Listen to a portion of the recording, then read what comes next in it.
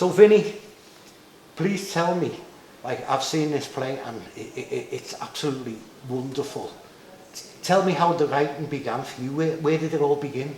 I was always interested in writing, and I'd done little bits, like I used to write songs for a mate of mine who was a musician, and I've always been tempted to do it, but it really came about as a cathartic thing. My dad died, and there was some family bother, and I needed to put down what had happened, my version of the story, and in doing that, it opened up, I don't know, it sounds a bit pretentious, but like a bit of creativity.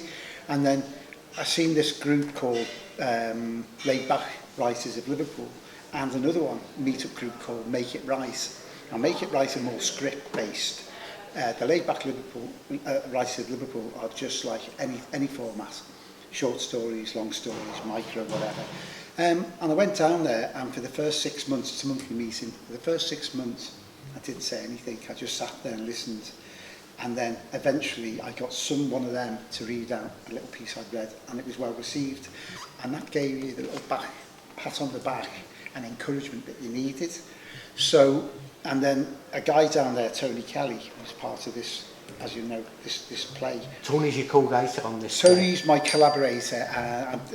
We call it co-writer. I mean, I'm more than happy because he's been instrumental in this. We'll try and catch up with Tony and do an interview with Tony. From the beginning. And basically, we were having a pint and we talked about his dad. Because my dad was a gentleman. My dad was a soft-spoken. He was in the background. He was always there for us, but never demonstrative or anything like that. Tony's dad, I hope he doesn't mind me saying, sounds a very, very angry. He had his problems. He had polio. Is this relating to the play? It does relate to the play. So the play, first of all, let me just explain to me, please, what the play is called. The play's called The Chair. And what's it about? And it's about pressure more than anything. Pressure on different people. But it comes about from Tony's dad being in prison, Bolton Jail, when George Kelly and Connolly were in prison for the Cameo Murders. Cameo Murders. Yes. He was cutting their hair. Anyway, Tony had written this story about his dad. He'd written a little book, and it's on Amazon. It's a good read as well. But his dad was a hard knock. He had polio. He was a very angry man, chips on both shoulders. And we got to talk to him, and we were in here actually in the Casa, and with another lad, Ian Young, and we said, let's do a 3-act play, just off the top of our heads. None of us had any experience at all. And we said, we'll do a 3-act play, we do one act each. And they were, yeah. Well, I went back that night, and when I woke up the next day, I started writing. About the Cameo Murders? About the Cameo Murders, and, yes. and basically, Teddy, who is Tony's dad, was the inspiration for the figure, the character called Tommy in the play. Yeah. So I went away, started writing furiously about Tommy, what a character, and then I rang the two fellas after about a week and went, how are you getting on? And Ian went, I didn't think we had to do anything yet, and I'd nearly finished it. Yeah. So and Tony himself, Tony Kelly, is no relation to George Kelly, by the way. Is a grandfather and very much. So Tommy's the barber in the play. He's like the protagonist in the play. Yeah. He's the barber. Yeah. So Tony Kelly hadn't written. I think he'd written half an act or something like that. I'd gone away with it. So I got to be. So I don't mean to put like the main writer. So Ian wasn't interested. So basically, you the inspiration. I wrote, and we've agreed about 95% of it. But so the value is being added in going back with Tony and going over it. The collaboration, because he's read the books about structure, Save the Cat, different things about how a story should be structured. So it was very much a collaboration. And there's another thing we say, every word's got to fight for its life. So It is a brilliant script. So we were, well, for the first time effort, Yeah. I can't get over how well it's been received. Because we thought, You did do a lot of rewrites together. oh, then, absolutely. So the collaboration we went through, we were doing things like he wanted this word, I wanted that word, and we go, well, I'll give you that one if you give me that one. So the collaboration made it a lot better than my original writing. Tell me about the characters in the play. I'm going to ask you a little bit about the actors and the characters. So first of all, so it went from a writers group. Then how did you meet the director David? Well, How did you meet David Peel, who's the David director? Peel, yeah. How did that happen? Well, How did that come about? it was sort of accidental. We'd gone through this process of collaboration and whatever, and we went to make it right, and they put us up with a couple of actors. One of them was in the play, actually, Ted Grant, and they read out for us. They read out the script, and by listening to it and getting their feedback, once again, it improved all the time. It's a thing about what we call improving the product. Do you know what I mean? That was constant. And then we had it. We'd completed it. We'd done our 3 edits and whatever, and twiddling our thumbs. And I've got a friend, a mutual friend, Des Flanagan, who's a radio good show. friend, Des, I know Des, and I sent him the script, and he texted me back immediately and said, I've read the first couple of scenes, I've sent it to David Peel. Yes, he's and a that's how it director. happened. Yeah. And then David texted me back straight away, said, I want to do it. Yeah. And that was like, you know, knock us... David is David. One thing I've worked with David Peel in the past. One thing about David is he's a great laugh and he's fun as a director, but he knows how to bring the best out of the actors. Yeah, he's like a football manager. Oh, he's pulling each David one. Peel. He knows, You know, he's what pushing the ones which need pushing and being a bit of a narc, but yeah, he's a good laugh with it though. Yeah, but you know what I mean. So for me and for Tony, when he's been involved, he hasn't been really involved very much. But when you come down and see those words come to life into whatever dimension they become, whether it's a one dimension on the thing, and then suddenly you see people read them out, and you see the emotions in people's faces, and some of the words aren't the same way that I hear them in my head, but it's an absolute inspiration. Working with a good director makes a big difference. Well, to me, if all theatre is like this, it's what a pleasure. David does know what he's doing. Tell me a little bit about some of the actors. So it started with you and David, and then you were saying that the first person was the person who played Tommy. Tommy, with Ted Grant. Ted Grant is a young fella, you know, with the beard. Yeah. He plays Tommy. You have to shave that beard off. Ted plays Tommy, yeah. Yeah. So he did the casting. Yeah. And you know, Tommy's the barber, isn't he? Yeah. Sorry, I have to put. You know, Andrea. Oh, Andrea, yeah. Well, she came down and she was just blob on from the very get-go. Yeah. So I think David had in mind. So he did the casting session. He selected certain people. So David brought Andrea. David brought Andrea. Andrea plays a character Maggie, called Maggie, who is Tommy's wife, and so there's a lot of pressure between her family situation, because obviously Tommy's in jail now. Yeah. And the story is, you know, the storyline. I'm not sure how far you want to go down that path, but she's playing a brilliant Maggie at the moment, because she's nuanced. You know, she's got lots of things. Andrea knows what she's doing. Oh, yeah, she's worked with David a lot before as well. Yeah. So I do know she's been directed as well. So she's out bringing stuff to. Yeah, I've done when David's going his workshops with the wildflowers. Yeah. Andrea came along and she was brilliant at bringing the confidence out in the other actors. And then there's a young fella called John Busso. He's quite a Scouse character, and David wants to put him as, he hasn't got a name. It's just that's the opening scene in the play. Just a prisoner. The opening scene, yeah. But John carries it off as a scally type figure, and he was brilliant. Yeah. And I mean, because that first scene, according to David, is very, very important. It sort of carries the play. It brings people. It opens the play up. It opens the play. Makes people. Yeah. So say something. Yeah. John I thought he was going to be cast into something like a star role, but nevertheless David said, yeah, blah blah, we've got these people for that and that and that. So John, Andrea, now yourself joined quite recently. Yeah. Do you need to know your name? No, we don't need to talk about me too much. But I'm just blessed and grateful that you have given me the opportunity. Not at all. Because it's a wonderful script, but it's great people as well, and you can feel the energy. You know, I'm just grateful to be doing it. But I want to focus more on the other actors. Tell me about the police. The police are a little bit less than. What would you say about the police in this play? Well, obviously they're very supportive of our local police force and everything else. But it's based on a true event, the Cameo Murders. And if you want to call it a miscarriage of justice, I think it was 2003 when both Connolly and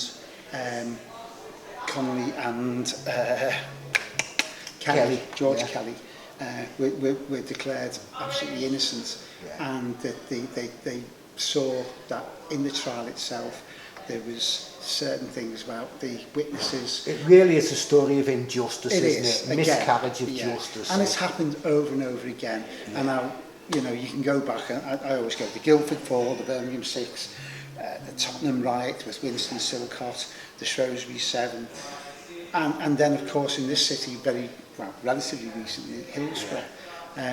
So it's like as though when you look at the Cameo Murders, when you look at the history, I'd encourage anyone to look at the history on YouTube. Definitely. There's lots of good stuff. Yeah. But it's like as though the police were under pressure to get a result.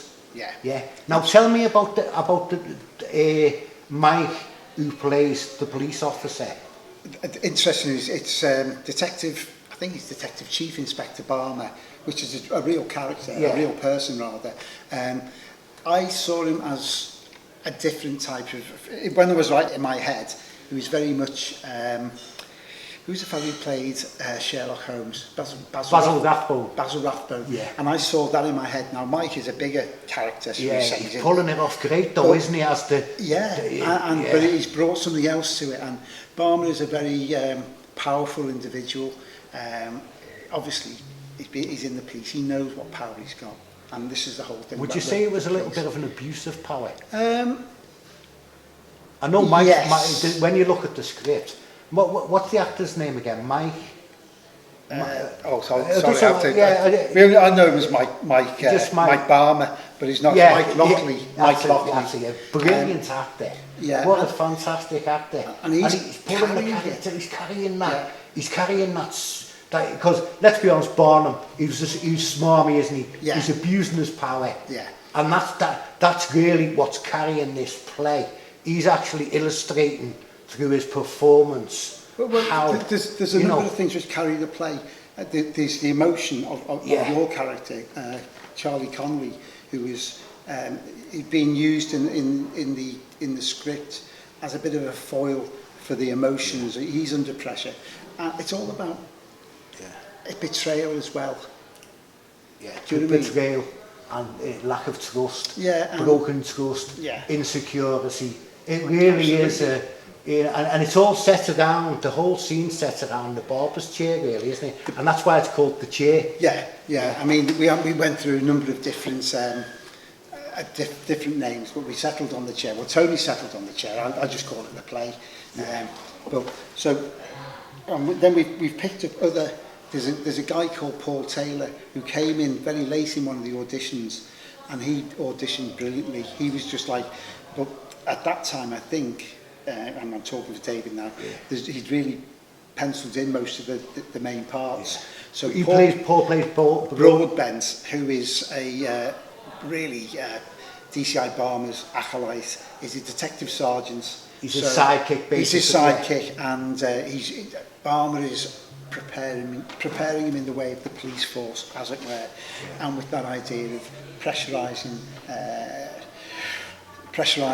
the convicts themselves or suspects into what the police want, because they are under massive pressure. This was a crime committed 1949. There were handguns after the Second World War. Handguns were readily available, and I think the Home Office thought that it was going to be like the Wild West. It was going to start being like American gangsters. Yeah. So everyone was going to be there shooting guns. So they came down really hard on it.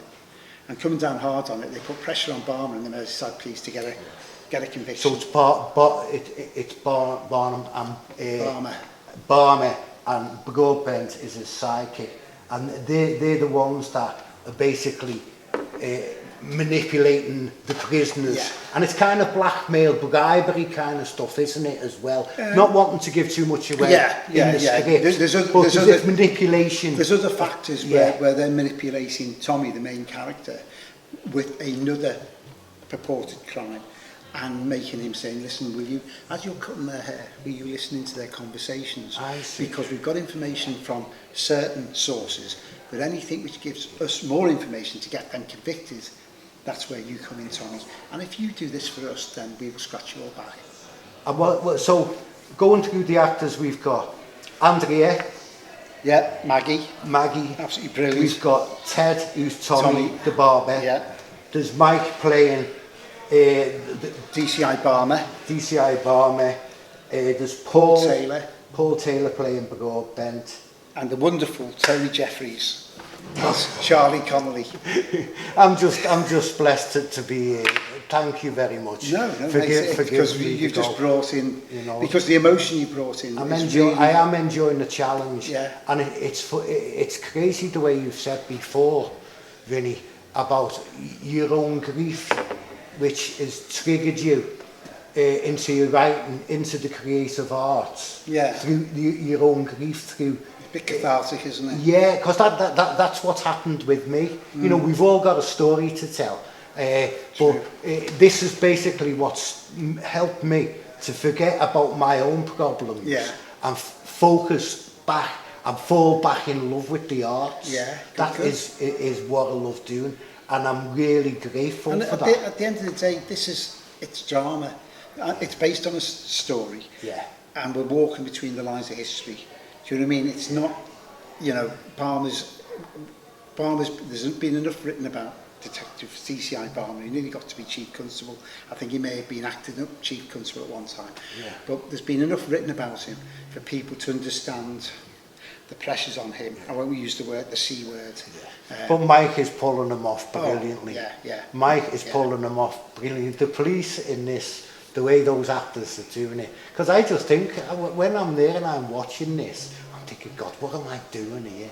This is something. You can feel the energy. So, you're excited about the rehearsals. You're enjoying them. It's incredible, because I was talking to another fellow, Tommy Malloy, a friend of mine over the water, and he's written a script. And I was saying, 6 months ago, Tom, I had no idea whether this would be. It was just like, it was a vanity project. We were going to do it, see if anyone liked it, and then we just put a race. It's gathering its own wheels, it's its own legs. And then when you see people acting and bringing the character to life, and I said, they're not all what I hear in my head, but some of them are.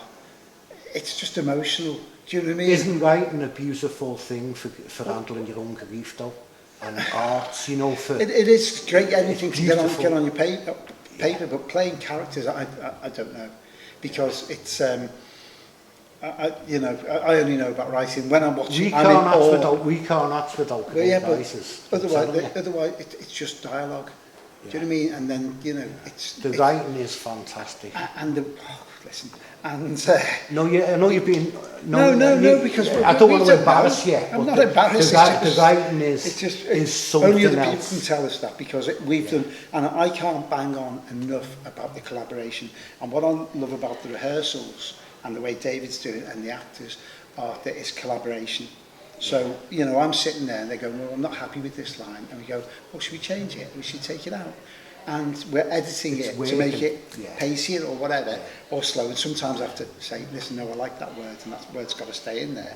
If David will let it. And this is the very stage it's going to be performed here. Yeah, in the Casa. Casa. And the whole idea is that everything, all the profits we make will go to the Casa, either through the ticket sales and what we have to pay to take the place, and any profit will go to food banks, fan supporting food banks. So it's not it's a vanity project in so much as for all of us, everyone is involved. We're going to have a great time, I think, in the next 6 weeks, bringing it alive and sitting here with touch wood, 70, 80 people in here.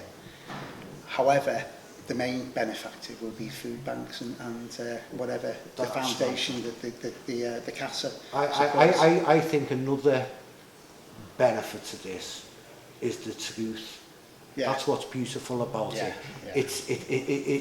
It's making people stand up and look at what's happened to these two innocent men. Yeah. And they'll see they both paid with their lives one way or the other. Yeah, yeah. But, you know, people need to do their own research on the Cameo Murders, and they would benefit greatly from this play, what you've put on, because the writing is fantastic. And all I can say to you, Vinny, is keep on writing.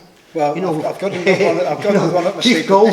This is taking There's a shortage in Liverpool of brilliant writers. Well, you know. I'm not sure about that either. Yeah, no. You know, we've got some, haven't we? We've got some very good writers. Well, this is so original, and you've took a piece of Liverpool history and you've fictionalised it. You took artistic license as well. You know, it's not 100% true, but it's based on a true story, and it's about the truth. And it's beautiful. Well, it was done, and you know, I'm getting the credit here, but with Tony Kelly and myself. Do you think Tony will come in and do an interview as well? I think so, because he wants to sound his own voice. It'd be so Tony Kelly's next on our list. Possibly. So Vinny, can I just say a big thank you very much. Oh God, listen, you're bringing everything alive. Thank you. You know, thank you for the opportunity. Oh yeah, very well. I think so, yeah. We might have even had the mic switched on. That was only the test. No, I think that's it. No, that was brilliant.